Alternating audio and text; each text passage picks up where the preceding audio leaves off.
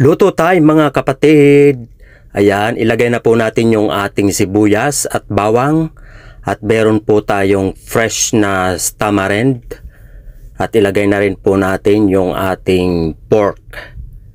So ayan lang po yung ating sahog sa ating sinampalukang kaisin leaves or choy sam. Ayan, matapos natin takpan yan mga kaibigan, lagyan po natin yan ng durog na paminta.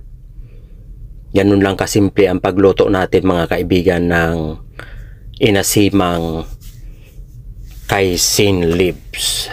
So ayan, ilagay na po natin yung ating vegetable mga kaibigan.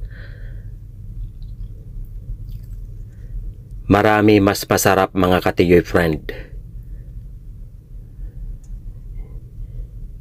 Yan. Takpan lang natin yan ng mga 5 minutes.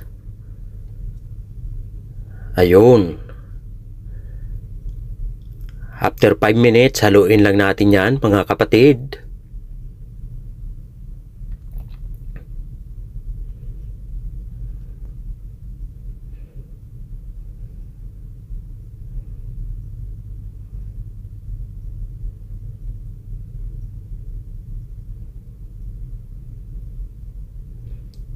Tapos titimplahan po natin yan ng patis.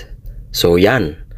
Yan lang po mga katiyoy friend ang ating mga kasangkapan sa ating pagluluto ng sinampalukang choy sam or kaisin vegetable.